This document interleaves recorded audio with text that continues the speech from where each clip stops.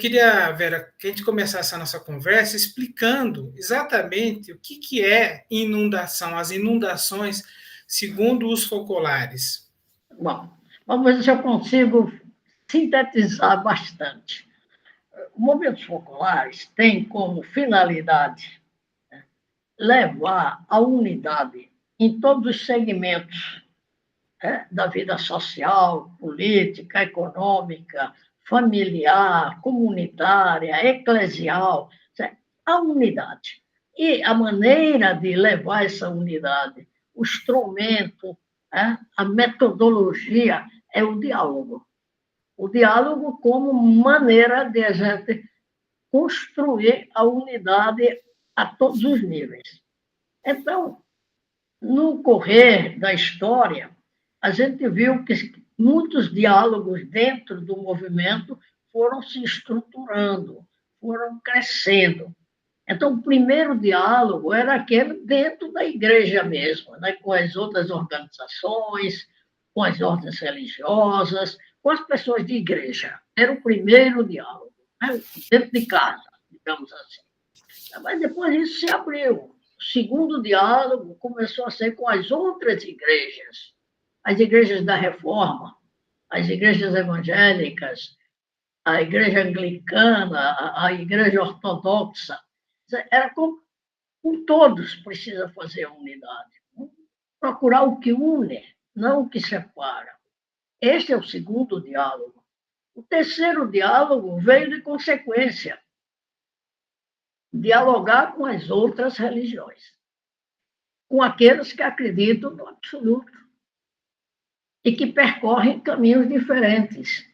Então, budistas, muçulmanos, hinduístas, todo tipo de religião, inclusive as religiões tradicionais da África, procurar juntos o caminho da unidade. Mas depois veio também o quarto diálogo, dialogar também com as pessoas que não têm nenhuma convicção religiosa, nenhuma orientação religiosa, mas acreditam na paz, acreditam no respeito, na solidariedade e querem construir uma humanidade melhor. Então, esse é o quarto diálogo, com pessoas de outras convicções não religiosas, mas humanistas. Esses eram os 4 diálogos que, como vocês podem ver, já abrangia quase toda a humanidade. Mas, em 1998, aqui no Brasil, durante uma sua viagem, Chiara teve uma iluminação, uma intuição.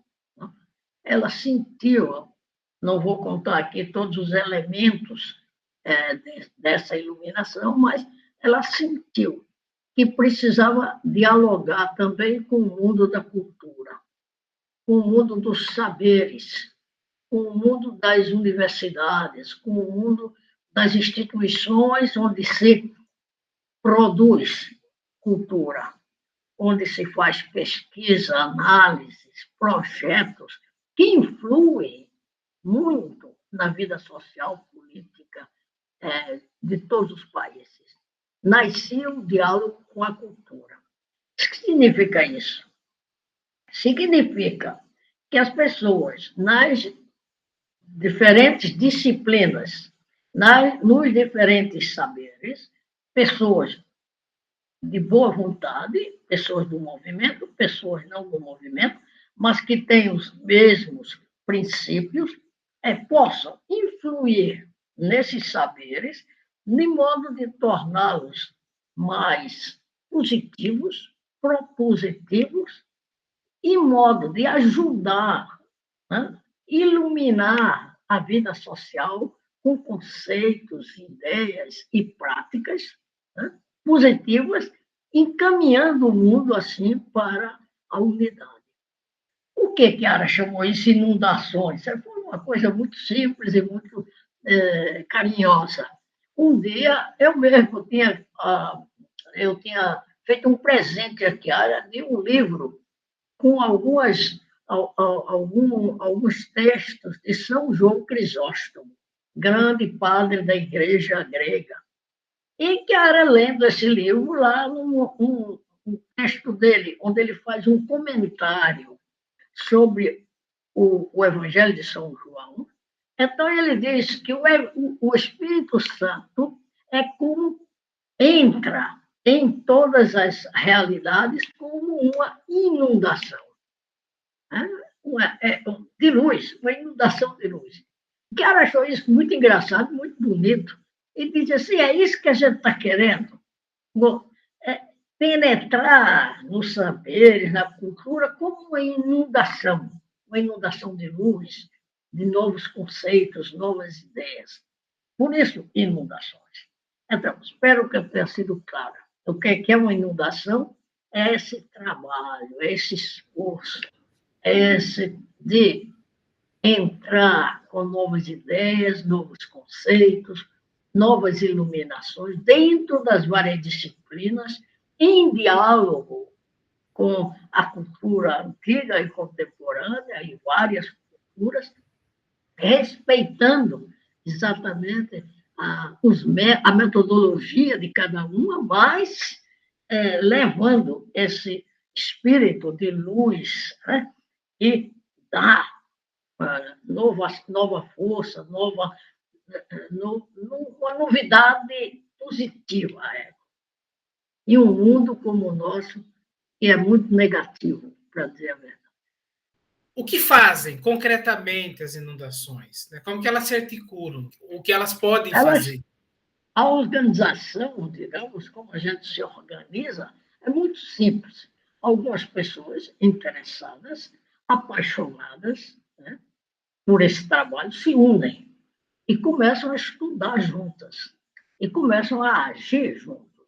É importante essa comunicação entre essas pessoas, que muitas vezes são de escolas diferentes, de pensamentos diferentes, mas que têm um único objetivo. E tem a paixão de chegar a esse objetivo, que é de influir na cultura.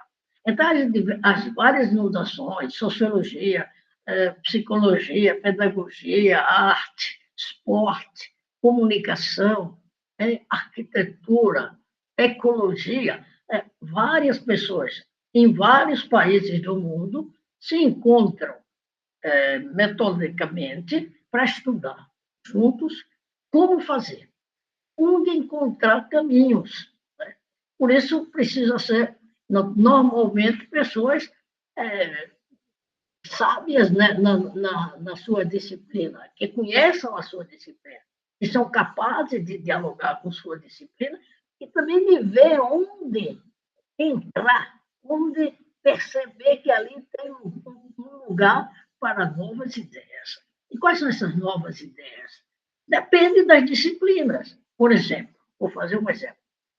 Na política, no direito, né, eles começaram a trabalhar para colocar o conceito de fraternidade no discurso e na atividade política e na atividade jurídica, o que é uma coisa nova. No direito, o básico, fundamental, é a justiça.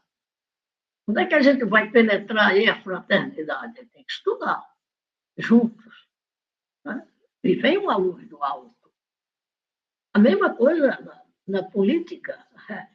Quem fala de fraternidade na política? E quando se fala, só se fala, mas não se pratica. Né? Isso para dar um exemplo. Então, praticamente é isso aqui. Uma coisa muito simples. É uma onda.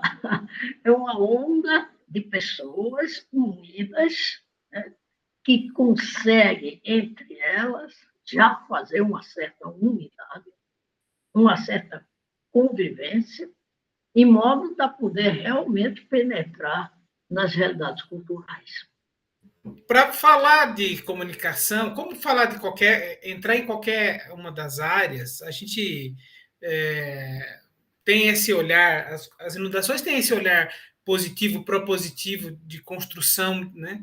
Mas a gente sempre começa avaliando o quadro atual, os desafios, os problemas. Então, pensando em comunicação hoje, Que desafios nós de NetOne, mas todos, né? Todo mundo que é interessado em construir uma nova comunicação, uma nova cultura da mídia e da tecnologia, na sua opinião, deve ter atenção. Que nesse universo te chama mais atenção hoje? Dos comunicadores. Ó, esse aqui seria um discurso comprido, mas eu procurei sintetizar. Né? E algumas coisas, talvez outras coisas fiquem fora, mas eu pensei que são alguns dados que são importantes na visão do comunicador na sociedade de hoje.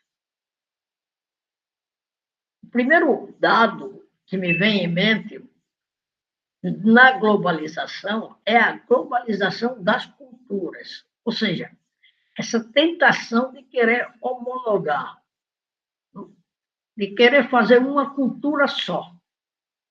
Todo mundo pensar a mesma coisa. Isso aí é um grande perigo, porque isso aí é uma tentação e um tentativo, né, de acabar com a diversidade. E quando a gente acaba com a diversidade, a gente entra na área de pobreza, pobreza cultural, né? Também pobreza mesmo. Esse é o primeiro ponto. O segundo ponto, que me parece importante, é o relativismo ético. Ou seja,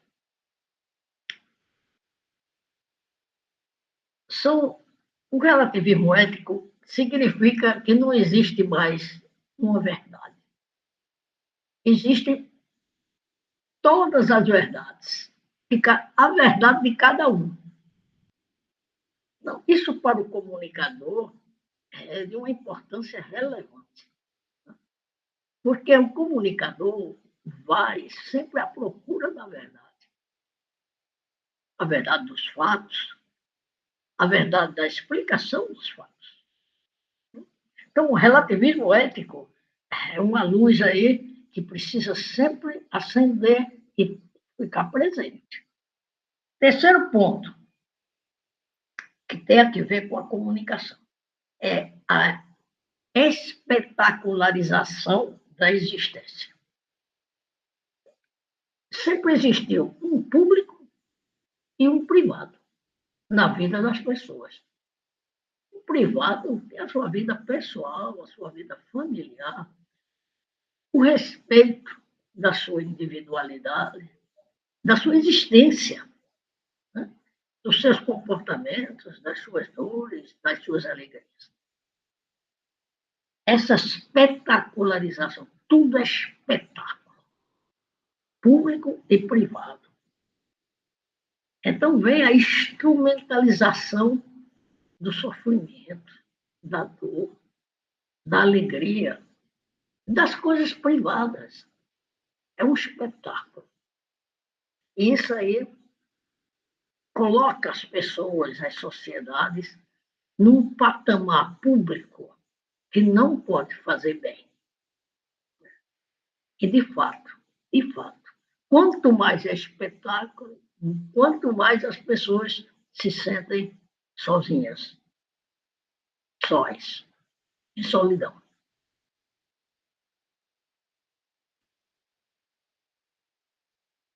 Outro ponto que eu acho importante para a comunicação é a competitividade exagerada entre os órgãos de comunicação. Não fui eu que cheguei primeiro, fui você que chegou, fui eu que consegui esse prêmio, foi ele. Isso afasta do que é importante. Né? E, por fim, essa invadência, né, do que o público faz na vida das pessoas. Todos esses pontos e muitos outros têm a ver com a comunicação. São pontos que o comunicador tem que estar atento, tem que organizar, tem que entender, tem que penetrar para fazer uma boa comunicação. Legal, Vera. Bom, cada um desses itens merecia uma conversa, né? Eu acho que cabe aqui como uma pauta para Esse é nós. como contexto, né? Então, esse é o contexto. Agora, a gente poderia dizer como o comunicador se coloca. Claro, É exatamente. isso que você queria perguntar? Sim, sim. E o que eu vi, o que eu estava pensando, quer dizer, acho que são os temas, entre outros, né, para os quais a gente tem que ter atenção na realização do nosso Uhum. trabalho e que nos faz pensar. E acho que esse é um papel importante de Net One como construção de cultura, de conhecimento, de pensamento, né? Nós não somos apenas fazedores de coisas, né? O que a gente faz tem um impacto sobre a vida das pessoas muito importante. Então é preciso pensar sobre o que faz, as consequências. E esses temas que você elencou, essas colocações, elas são sugestões valiosas para a gente fazer essa reflexão. Né? É. E eu direi mais ainda. Diga. Eu acho que sempre mais a gente tem que estar consciente da essencialidade, da importância da comunicação no dia de hoje. Em todos os tempos, comunicar é uma expressão do humano, é uma expressão dos viventes. Também os animais comunicam, mas comunicar com a palavra, comunicar com o pensamento, isso é humano. Então, é essencial na vida dos seres humanos e, portanto, de suas comunidades, de suas nações, de suas cidades, essencial é a comunicação. Então, isso hoje ainda mais porque tudo vem comunicado. É essencial a comunicação. Segundo, segunda, segundo fator, que eu vou dizer com duas palavrinhas e depois eu explico. Fazer-se um com os fatos e os eventos. Significa penetrar, entender os fatos. Por quê? Na comunicação, o que é que nós vemos? Que o mesmo fato vem contado de um jeito por um e vem contado de outro jeito por outro. O mesmo fato. Então, isso significa que não é maldade, é falta de interesse e de capacidade de penetração dos fatos, de honestidade, não? De entender o fato, simplesmente. Eu ainda não estou falando na interpretação do fato, eu estou falando somente de entender aquele fato. Isso é entrar no fato e no evento. Depois vem a interpretação. É claro que as interpretações são diferentes. Eu não vou dizer aqui que precisa fazer a mesma interpretação dos fatos. Isso não é possível. Mas o que é que o comunicador de Netuan faz? Qual é a sua vocação? É de sublinhar, colocar em relevo o positivo. Por quê? O negativo todo mundo faz. É simples. Mas ver o positivo lá onde tudo parece negativo, aí isso é difícil. Mas é possível. Mas é possível. Isso aqui, o comunicador de Netuano, é o seu trabalho específico. Conseguir ver nos fatos simples, mas também naqueles complexos, naqueles que envolvem nações, comunidades, política, economia. Onde está o positivo para colocar, que talvez seja aquele pequena, aquela coisa bem pequena que abre um caminho, que abre um arco, que abre uma estradinha. Porque todo mundo só vê a floresta negativa que tem. Mas o comunicador de network disse, olha, ali tem uma estradinha pequenininha que a gente pode começar a caminhar. Importante isso. Essencialidade da comunicação, entrar nos fatos, procurar entender em profundidade os fatos e, na interpretação dos fatos, sublinhar o positivo. Sem esconder o negativo. Sem esconder o negativo, claro. Eu estava pensando enquanto você falava, e hoje mais ainda com o advento das redes sociais, da internet, quando a gente fala de comunicação, a responsabilidade não é só do comunicador.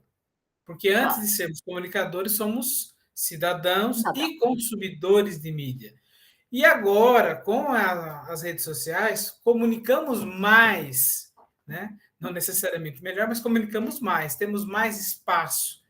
Então, essa experiência, ela vai além hoje do comunicador profissional. Ela exige uma responsabilidade, uma compreensão, uma participação de todas as pessoas indistintamente. Né?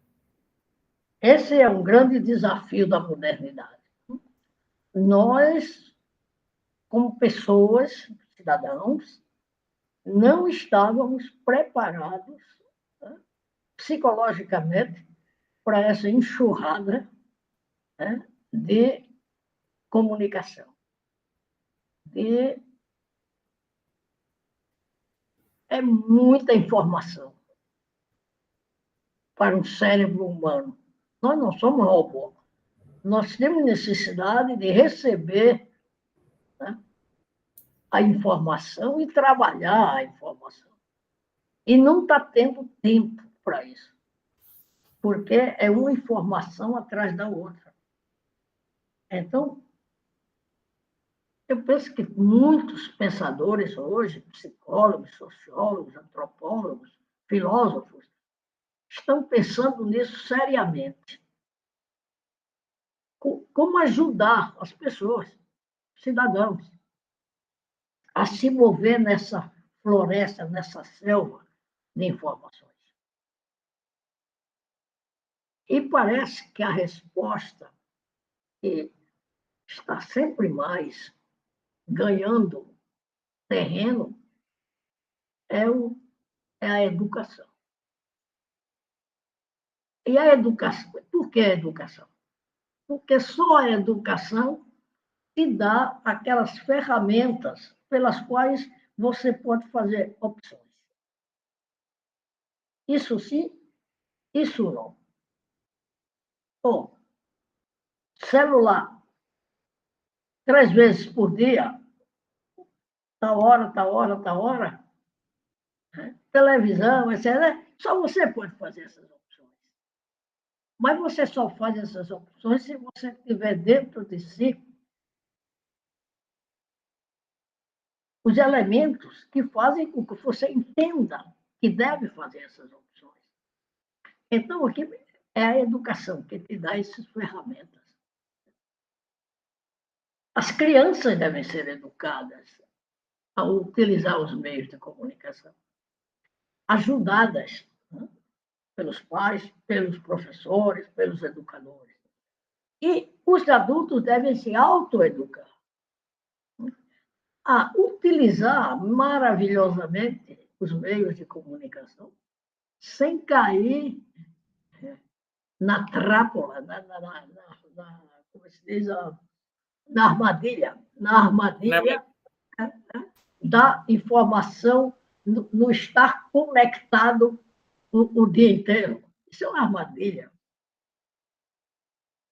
Então, eu acho que os meios de comunicação mesmo devem ajudar na educação do utente, do que utiliza os meios de comunicação. E isso a partir da família, a partir da escola, a partir dos meios de comunicação, porque senão a gente não sai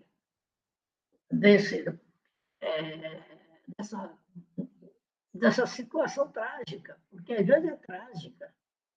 Eu me lembro uma vez que, conversando com jovens em Londres, um encontro de jovens universitários. E começamos às 11 horas da noite em uma sala junto da abadia de Westminster. Era um dia de sábado. E saímos lá para 1 hora da manhã. E uma das coisas que me impressionou foi exatamente esse discurso da conexão dos jovens continuar. Eles não conseguiam, mesmo estando ali fazendo um trabalho como estava fazendo, não conseguiam apagar o celular. Mas a coisa engraçada foi que, conversando com eles, aí eu disse para eles, vocês estão perdendo o melhor da vida. Existem coisas na vida que não estão no celular. Está lá fora. Vocês não vão mais com sua namorada dar um passeio ali nas margens do Tamires. É uma coisa maravilhosa. Vocês não vão mais, vocês não sabem, vocês estão conversando com sua namorada pelo celular. Você não sabe o que é uma lua, um rio, você não sabe. E o pior é que quando você quer, você termina o seu namoro com ela pelo celular também. Você não tem nem a coragem de olhar nos olhos da sua namorada e dizer, olha, não dá mais. A coisa engraçada é que eu não estava sabendo, mas a coisa engraçada é que naquele dia todos os jornais falavam que o príncipe de Gales tinha acabado o namoro pelo celular. Então todo mundo riu, porque a coisa eu não sabia, foi uma coincidência. Mas para dizer, dá às pessoas procurar ainda a vida fora dos meios de comunicação. A convivência, o estar juntos, olhar a natureza. Ninguém sabe mais o que é isso.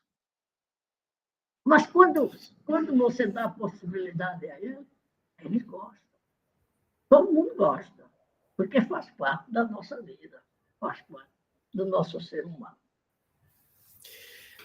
Você tinha dito na fala anterior a respeito do olhar o positivo. Eu entendo que essa certamente é um dos papéis, né? Você disse claramente que nós de Net One podemos oferecer para construir essa cultura da mídia, né, diferente. Mas o que mais? Eu penso assim, colocar o ser humano como centro desse processo comunicativo também, né? É um elemento importante, né? Para dar uma guinada, né? Nessa avalanche, nessa coisa maluca que é a comunicação e hoje, né? Na minha longa experiência, não? Eu viajei o mundo inteiro, estive na África, na Ásia, na China, na Tailândia, pelo mundo afora. Eu vi a experiência assim, essa enorme diversidade, não? Que o ser humano é capaz de experimentar. É uma coisa maravilhosa. Mas, ao mesmo tempo, pode ser um sinal de divisão, de conflitos, de desentendimentos, de contrastes. Né? Por quê? Porque a gente não consegue penetrar a diversidade do outro, entender a diversidade do outro. Então, aqui só tem uma chave, não tem duas, não, só tem uma. A única grande ideia, o único grande conceito que nos dá a possibilidade de entender a diversidade do outro, de penetrar a diversidade do outro e transformar essa diversidade, né, numa ocasião de crescimento do um e do outro, é o amor. Quem ama desinteressadamente, quem ama com o amor de ágape, né, desinteressado, vê coisas que o outro não vê.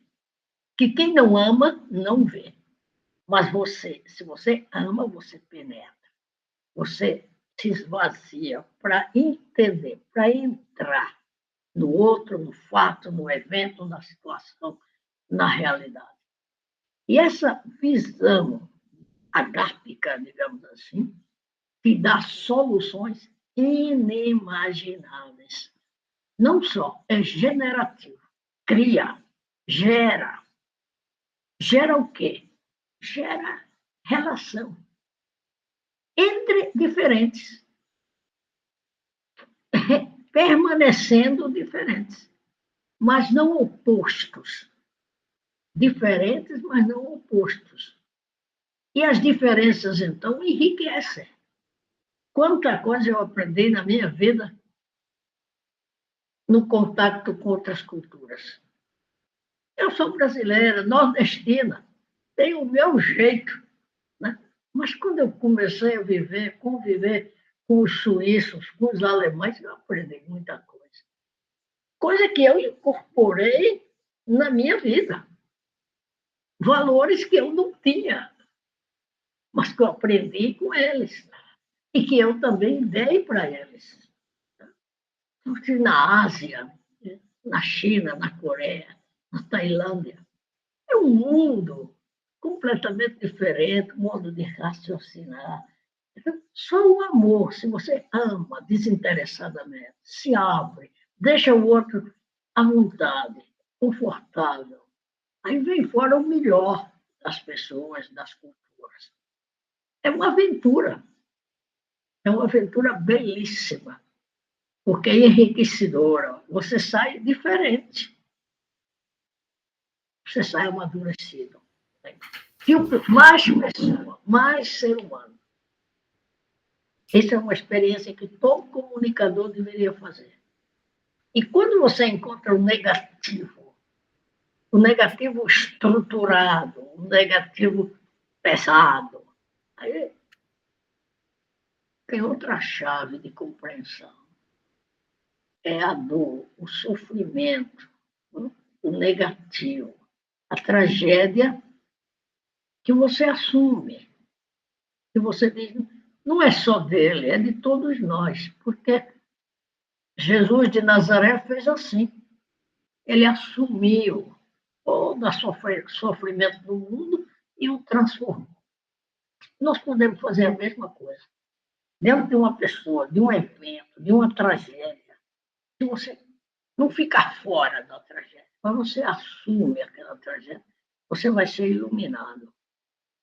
Você vai entender melhor. Faça uma experiência. Nessa tragédia que estamos vivendo agora entre israelitas, hebreus e palestinos, em vez de ficar, não, os palestinos têm razão, não, Israel tem razão. Procure entrar nessa tragédia e entender as razões, certas ou erradas, mas razões de uns e dos outros. E talvez a gente encontre um caminho, né, para chegar à solução do problema. É uma coisa belíssima, inclusive. Às vezes dolorosa, mas sempre positiva. Porque te dá a capacidade de estar, né, nesse mundo diversificado, mas sempre obra do Criador. Portanto, capaz de oferecer também beleza, não só tragédia, mas também beleza. Beleza de relacionamentos, de construções. Né? Nós, de NetOne e todos os comunicadores que levantam essa bandeira dessa uma nova comunicação, nós devemos ser promotores de diálogo, nós devemos favorecer o diálogo. O que dizer sobre o diálogo que você considera essencial, ou pelo menos um ponto de partida? Eu penso que o ponto de partida seja não tanto fazer diálogo, mas ser diálogo. Ser diálogo significa ser aberto, né? Não fechado na própria individualidade, que é sacrossanta. Eu sou eu e não sou Luiz. Eu sou Vera e não sou Luiz. Certo? Cada um tem a sua individualidade. Mas essa individualidade deve ser aberta. Porque a nossa individualidade cresce, amadurece. Quer dizer, eu, quando tinha 18 anos, não sou a mesma pessoa de hoje. Mas é claro que não. Todos nós, na nossa individualidade, crescemos, modificamos os nossos pensamentos, as nossas certezas. Então, a nossa individualidade é móvel, ela caminha. E onde é que ela se transforma? No contato com o outro, no diálogo com o outro. É aí que as minhas certezas, os meus pensamentos, as minhas ideias se confrontam e crescem, amadurecem. Mas se eu me fecho, o diálogo é só uma troca de ideias. Eu digo a minha, o outro diz a dele e não se faz nada. Isso não é diálogo. O diálogo é quando você diz a sua, eu digo a minha. Eu e você entramos em crise. Em crise. Todos nós entramos em crise. Porque temos que fazer alguma coisa entre o que você diz e o que eu digo, o que você é e o que eu sou. E aí é o diálogo. Aí é o diálogo. É o diálogo que faz que eu saia do diálogo diferente. E o outro também. É maravilhoso isso aí. É uma coisa enorme, porque é a capacidade do ser humano, né, de modificar-se, de crescer, de amadurecer, de criar, de gerar. Né? Esse é o verdadeiro diálogo. Ser diálogo, já você, assim como você é. Aí depois você pode fazer diálogo, colaborar, promover, procurar, fazer todo um trabalho. Mas você precisa, de tudo, ser diálogo. Bom, Vera, vamos terminando, né, nosso diálogo. E nossa comissão aqui de Net One no Brasil me encomendou uma pergunta em particular. Você sabe, muita gente que nos acompanha sabe que nós vamos ter um grande festival dos jovens, o GenFest, promovido pelo Movimentos Focolares, em julho do ano que vem, em Aparecida. E além do evento central, né, que é o festival propriamente dito, depois tem uma espécie de curso, um momento em que os jovens vão se encontrar em diferentes espaços, em geral promovidos pelas diferentes inundações, né, política, economia, também comunicação. E aí a gente se perguntava, que experiência a gente pode fazer com esses jovens, né, ali nesse momento, né, muitos provavelmente que vão estar conosco não são nem profissionais, não são, né? Mas como eu disse, todos comunicam, né? Então, a pergunta era assim: como a inundação da comunicação pode ser uma potência de transformação social, né? Nesse âmbito, reconhecendo os desafios, a diversidade, quer dizer, mas enfim, vivendo essa experiência com os jovens ali no GenFest. Mas eu penso que essa conversa que nós tivemos agora é já a resposta disso aí. No sentido, claro, se encontrasse com os jovens, vocês coloquem em prática essas ideias que temos amadurecendo aqui nesse colóquio. Né? A educação, a escutar as informações, a utilizar os meios de comunicação, a dialogar através das informações diferentes. Tudo isso, conversar com os jovens, escutar o que eles têm no coração, exatamente a partir, né, dessa experiência que eles fazem com as redes sociais. E tentar iluminar tudo isso, né, e também cortar tudo aquilo que é excessivo. Vai ser certamente um momento construtivo. Né? Escutar os jovens, mas também dar respostas. Não é verdade que os jovens não querem resposta. Eles estão procurando resposta em todo campo, só que agora os adultos dizem que não tem resposta. Mas as respostas existem. As respostas existem. Senão não somos mais seres humanos. As respostas existem e nós temos que dar essas respostas. Claro, é uma responsabilidade dar respostas, porque você precisa encarnar essas respostas. Né? Não pode ser só conversa. Aí você deve dar testemunho. Né? Testemunho daquilo que você acha que se pode fazer. Mas eu tenho certeza que vai ser um momento importante, um momento construtivo do GenFest, esse encontro com as várias inundações. Quer dizer, que se nós formos capazes, não precisa fazer muito, não, mas precisa pelo menos da luz. Né? É um mundo muito tenebroso nosso, é um mundo muito noturno.